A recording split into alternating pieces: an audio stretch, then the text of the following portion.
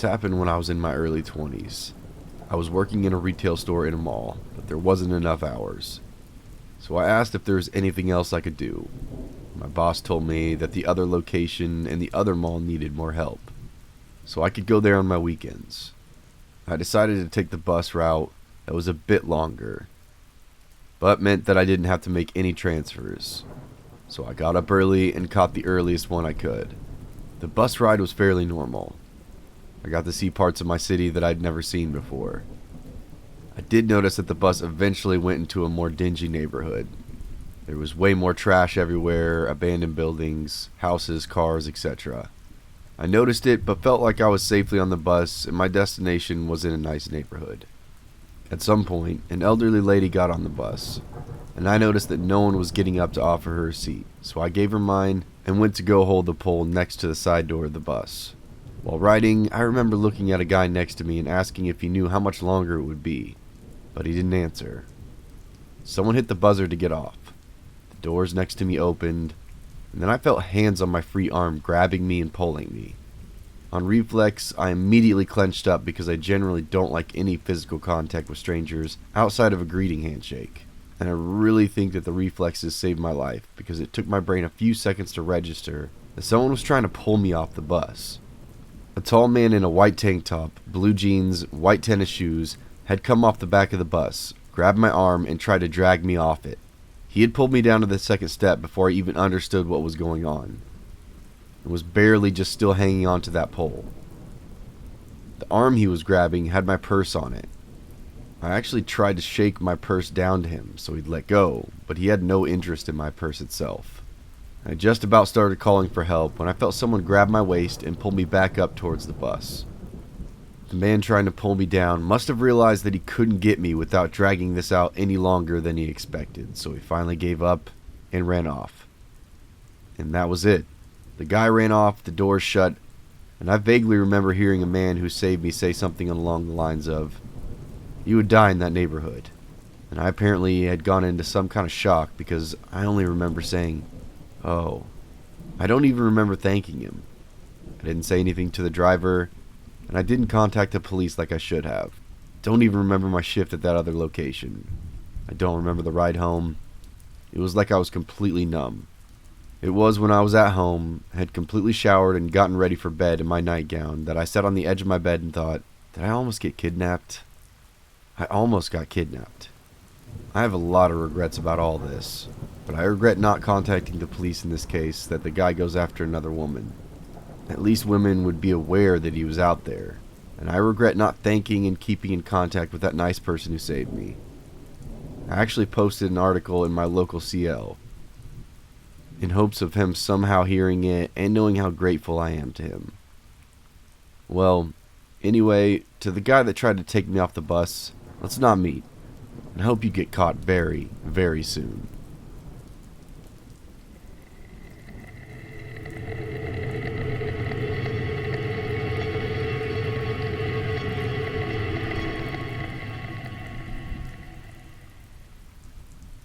This encounter happened just before the summer of 2009 when I was 20 years old. My then boyfriend Jason had decided to surprise me with what should have been a lovely trip to San Diego. I came from a family that never had the money to travel or go on vacations, so I was rightfully excited to get out of Arizona and dip my toes in the ocean for the very first time.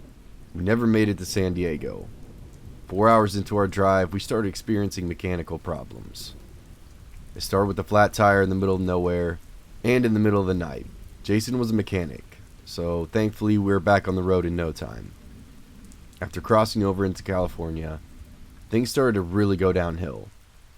Only 100 miles were between us and San Diego when the car decided to die completely. Jason flipped the hazard lights on and coasted over to the shoulder. Fortunately for us, California has call boxes on the side of the highway every single mile. We watched the sunrise as we walked back a half a mile to the last call box we saw. Jason had AAA, and a tow truck was dispatched to the scene. 2 hours later, we were in the cab of a tow truck, taking us back a few miles to a small town called El Centro. We were dropped off at a mechanic shop where they told us it could be a while. I was bored and hungry at this time. Jason and I decided that we would walk the main streets and window shop while looking for a place to get some food. We hadn't been walking more than a few blocks when I heard a voice coming directly from behind me. "Can I have me one of them cigarettes?" An old woman said. Jason was a social guy, so he obliged this woman's request, and we stood there and made awkward small talk for what seemed like eternity. I didn't feel right about this woman. She was average height for a woman, a little on the thin side, and maybe 50 to 60 years old. Her face was aged prematurely, and I noticed she didn't have many teeth. Her clothes looked like they were purchased at a Goodwill in 1995, and her dirty blonde mullet hung, unkempt in clumps in front of her eyes. Her and Jason got to talking about the situation with the car, and that we were stranded in town for a while and very hungry. "I live just down the street. Do y'all want to come over and sit in the air conditioning for a while? We can order pizza," the woman says. Every inch of me wanted to say no, but Jason had already responded. "Sure we do. Thank you for offering." The woman turned on a dime and we started walking briskly down the sidewalk. Jason grabbed my hand and we followed. Every few minutes she would look back and assure us that we would be there soon. I told Jason I didn't feel right, but he told me not to worry and that he would protect me if harm came our way. We finally get to her house. It's a little on the small side, but it looks no different than any other house in the neighborhood. Once inside, we are immediately greeted by a man, her boyfriend or husband. He's around the same age as the woman, prematurely aged with not many teeth. He was taller than me and Jason, but he was also very thin and lanky. He had medium-length salt and pepper hair that looked as if he'd never seen the contents of a shampoo bottle. These people just rubbed me all the wrong way. The man was very insistent on getting a drink for me. He came and sat down on the couch in the small space between Jason and I, totally invading my personal bubble. At this point, I'm screaming on the inside, and the creep factor is through the roof. I asked the woman if I could use her bathroom. She led me down to the hallway to the most disgusting bathroom I have ever been in. The toilet hadn't been cleaned what looked like a year. Dirty towels took up most of the floor space, and the trash was overflowing. I was eavesdropping in the bathroom. I resisted the urge to snoop through the things, so listening at the door was the next best thing. The woman was talking in a loud voice. It sounded like she was ordering a pizza for delivery. "Yes, large pepperoni. Okay. So expect between 20 and 30 minutes? Okay, thank you, bye." I decided not to use the restroom or wash my hands and cool off my face like originally planned. I exited the bathroom just in time to see the woman put the phone back down on the side table and go take her seat in the wooden stool near the kitchen. When I went back to the front room, Creepy Man was sitting on most of the couch that I was previously occupied. He was mindlessly flipping through channels on a small old television set. "All right! Cash Cab is on!" he yelled out in delight. "Do you like Cash Cab? Come watch Cash Cab with me." He beamed when he saw me. I found myself sitting uncomfortably on the couch, as far away from this man as I physically could. After the host of the game show would ask a trivia question, the old man would loudly blurt out an incorrect answer. Jason and the woman had also been calling out answers, so I decided it was safe to join in talking to the TV. After 5 or 6 correct answers in a row for me, the man's mood turned from enthusiastic and playful to angry and callous. I decided to stop answering the trivia questions. I sat in silence for 15 minutes while an episode came to an end and a new one started. "Why aren't you playing Cash Cab with me anymore, girl?" the old man persists with a rude tone in his voice. Sadly, there was a terrible pain in my forearm. With lightning speed and superhuman strength, the old man grabbed me by the right forearm and was screaming in my face. "Do you think you're better than me? Huh? Do you? You little bitch." Jason was on his feet in a second, and I was in silent tears and crippled by overwhelming fear and disbelief. The man let go of my arm while simultaneously trying to shove me to the ground. I reached over the table on the side of the couch nearest me and grabbed their wireless home phone. My fingers fumbled as I frantically tried to dial 911 and then put the phone up to my ear. Nothing.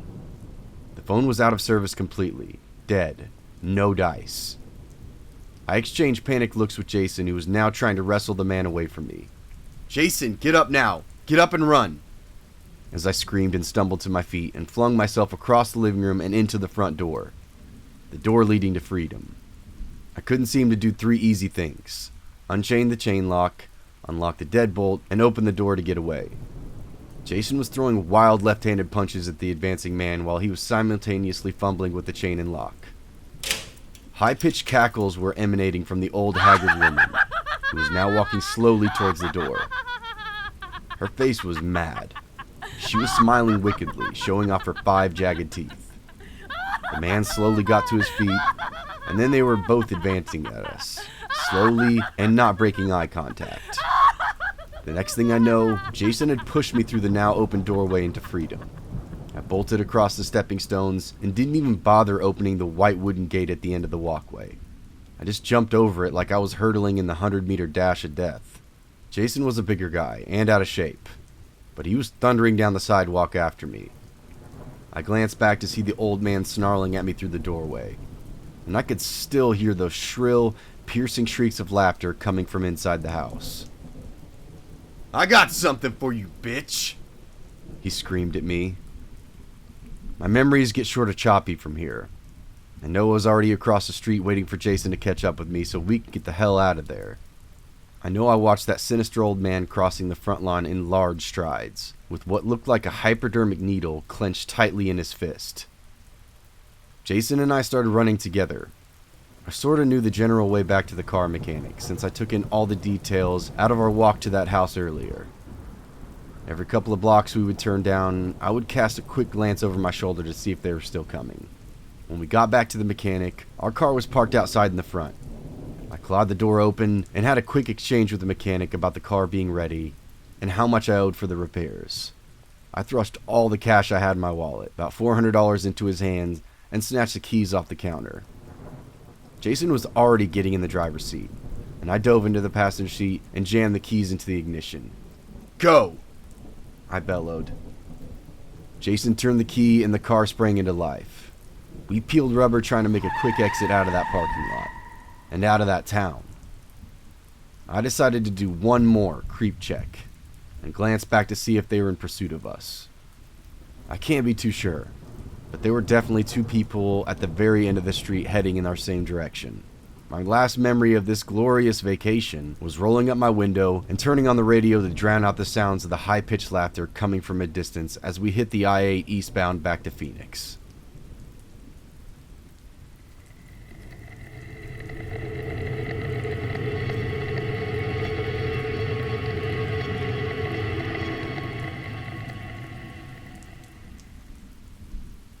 A couple of years ago, I worked with a real estate company as an inspector, which basically just means I briskly walk in and around properties, snapping photos and checking that everything was okay. Unfortunately for me, I worked specifically with foreclosures, which meant I go into all those nasty houses that were all messed up, spider-infested, broken into, or even recently abandoned and filled with people's stuff and dead rats. On a given day, I could travel as far as 2 hours away from my city to go to houses. One day, I went into the country in my neighboring state, Alabama. It was literally farmland, and I only had enough service on my phone to send a text message. I went there for one house, and I absolutely hated it. It was a very old ranch-style home, with a porch wrapping halfway around it, and was probably built in the early 1900s. It had 3 or 4 doors leading inside, although I could barely see them when I went this day, because whoever was in charge of keeping the plants in front of the house tamed had abandoned their post for several weeks. The plants had grown so tall that you could barely see or even get onto the porch, and there were various wasps and bees all around. When I arrived, I groaned at the sight. I seriously should have gotten hazard pay for this. I had already gotten stung by a wasp at a previous house a few weeks ago, and was not looking forward to unleashing a full can of spray in the situation once again just to get inside the door. This house had no working locks on any of the doors, so all we had was a padlock on the front door and had to retrieve the keys from a lockbox that was on yet another door. I ducked my way towards the lockbox while avoiding the wasps that made their home in the rotting porch roof. Sweating and anxious, I retrieved the key. I went to the door with the padlock, and after about 5 times running back and forth to the door trying to avoid the wasps, I finally made it inside. I felt a little relieved, but not much. There were still random wasps inside because the door weren't secure enough to keep them out. Most of the walls around me exposed insulation, and there were dead flies everywhere. I snapped the photos quickly and moved on to the kitchen and nearby bathroom. I tried to walk as quickly as possible because I hated being inside the house, but I was also concerned about not running through cobwebs or coming upon any sort of dead thing or maybe more wasps. So I didn't go too fast. I snapped a photo of the appliances, a few of the disgusting floors, and views of the entire room, then moved on. After about 2 more rooms, I made it to the door the second to last. It had a fireplace to the right and a door leading outside. It also had a door next to the fireplace that led to the very last room. Once I was finished there, I made my way back to the last room of the house and totally froze. I stood in the doorframe and took a moment to examine the scene. In this very last room was yet another door to the outside, and it was wide open. But that was only mildly alarming. I had seen break-ins before, and even though it was alarming, I seldom ran into anyone, especially since it was broad daylight. But there was one other thing in there, and that's what truly bothered me. There was a backpack with the food and drink sitting right next to the door inside the house. I was completely frozen with fear and anxiety, and quickly thought of what to do. I turned to my right, where I knew a closet was. A closet that held stairs to an attic. I quickly worried about if anyone could possibly be hiding up there. I wasn't entirely quiet this entire time, so I wasn't confident that they were unaware of my presence. If, in fact, anyone was actually there, then I focused back on the door. I stayed really quiet, hyper aware of any sound. I didn't hear anything, so I decided to quickly and quietly leave. I raised my camera and quickly took 2 or 3 photos of the door and the items, then turned and power walked my way back through the house. I was afraid to go through that door that was used by the intruder. I don't remember if I put the key back or not, but I definitely didn't care. I just wanted to get the hell out of Dodge. Once I reached the outside, I ran to my car and quickly got in and locked the doors. I breathed fast and heavy, cold sweat and goosebumps tingling all over. Quickly started up my car and left. All that ran through my mind was fear of what could have happened, and the fact that I was so far from anyone who could have helped me. With no way of calling the police, I shivered. At any other property, I would have called the police to report the break-in, but I couldn't even do that. My boss didn't send me back for a few weeks, and when she did, she told me the plants should have been cut by now and everything should be good. I asked if she knew anything about if someone was still there, and she acted like it wasn't a big deal. That really annoyed me. She finally said that she had someone fix the door at least, and it now should be fine. But I was still being sent by myself, so it still wasn't much comfort. In the end, I never saw any more break-ins on that property. I still really hated going there. The first time I went back in there, I carried a screwdriver with me in one hand the entire time. And ever since, I've always had heightened fear of intruders or videos with squatters in buildings without people knowing. It sort of gave me a new phobia. I thank God frequently that I was lucky enough to not encounter anyone personally inside that property.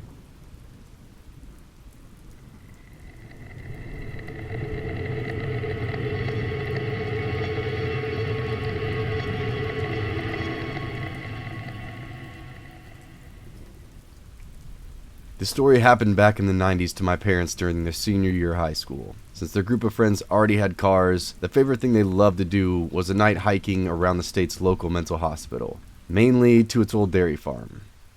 This was located on the side of a mountain surrounded by agriculture fields and an open grassland. Since the dairy farm was not close to the mental hospital, and the nearest city life was located about 5 miles away, at night the area was extra dark and extra quiet. Before the dairy farm was closed down, the patients from the mental hospital would go there for work. During this time, some patients lost their lives at this location due to accidents. By the 90s, it was abandoned and left like a ghost town of its own, especially due to its rumors of its being haunted. It made for the perfect place for a fearful experience. So this particular night, around 2 in the morning, my dad, my mom, and 4 of their female friends, along with 1 male friend, planned to go to the dairy farm. They took 2 cars, and when they got to the usual parking spot on the side of the mountain, they saw that there were already a group of 20 people or so standing around their cars. When my parents and their friends got out of their car, they noticed that the group of people were all men with shaved heads, were all Caucasian and in their mid-20s. As my parents walked past them, both groups ignored one another and avoided making eye contact. However, my mom turned her head to see one of the men, and as she did this, the man pulled his jacket back and showed a pistol tucked in his pants. Then he pulled back his lower lip, which revealed he had a KKK tattooed on his bottom lip. When they were out of hearing range, my mom whispered to my dad, "That man has a gun, and he has KKK tattooed on his lips." My dad brushed it off, thinking my mom was over-exaggerating, and said it was too dark to even notice those two things. So with that, my parents and their friends walked through the grassland to get to the dairy farm. The hike to get there was about a half mile from where they parked. However, as soon as they got to the farm, they heard gunshots coming from the directions of their cars. Fearing that something happened to theirs, they booked it back to the parking lot. When they got back, the group of men were already gone. But as they inspected their car, they saw that all their tires were slashed, and their windows were broken and smashed. My dad, who used a particular colored blanket as a seat cover, and his stereo were both stolen. Now they just stood there by their cars, wondering what to do next. It's not like they could just call someone for help. Nobody had a cell phone. And since they were deep in a secluded area, they could not flag someone down for a quick pickup. The nearest gas station with a payphone was easily 5 miles away. Both my dad and his male friend didn't want to leave the cars alone, since they both drove classic cars, and they feared that the men would come back. Eventually, it was decided amongst them that sending both males to run to the payphone was the best option, leaving the women by themselves with the cars. This was because they feared that the shaved head men were all waiting down the road, expecting them to walk to the payphone. My dad and his friend ran to the gas station. As they left, my mom and her friends all gathered heavy rocks to use as some sort of protective weapon, and hid away in the bushes and behind trees. 2 hours passed when my mom noticed headlights coming down the road. 2 tow trucks rolled into the parking spot. An immense fear spread throughout the group until, out of one of the tow trucks, came my dad and his brothers, along with another friend. They hooked up the cars to the tow trucks and were out of there in a matter of minutes. My dad told my mom that as they were running down that dark and empty road, they kept their eyes open just in case those men were hiding with their cars' lights off. Luckily, they got to the gas station without a problem. This next part might be hard to believe, but it's 100% true. 2 weeks had passed and my dad managed to get his car fully repaired and drivable again. My mom and dad were driving to the local store where they parked and got out of their car. As they were walking into the store, a man was walking towards them. As he got closer, my mom realized that this was the same shaved head man who flashed his gun at her. She immediately told this to my dad. But just like the first time, my dad denied that this was true. Then, 2 weeks later at that same exact store, my mom and dad were sitting in their car while my mom saw a car pull up next to them. As the man got out and just stood there by the car, she quickly noticed that it was, again, the same man from before. Once more, my mom immediately told this to my dad, and again, my dad denied it. But my mom looked into his car and saw the very recognizable colorful blanket my dad had used as a seat cover. This was when my dad finally connected the dots, got out of the car to confront the man. But the man, realizing what was happening, jumped back into his car and drove away. Unfortunately, they didn't have time to get the license plate. The next week, when my dad was filling gas into his car, a car pulled up right behind him, and lo and behold, same man. My dad immediately got into the guy's face, ready to confront him, but the man's friend got out of the car, and one of them pulled out a gun. The man with the gun then told everyone to get back inside the car, and the group drove off. It's now been over 30 years, and thankfully, they never saw any of those men again. To this day, my parents still wonder if those encounters were a coincidence or something much more sinister.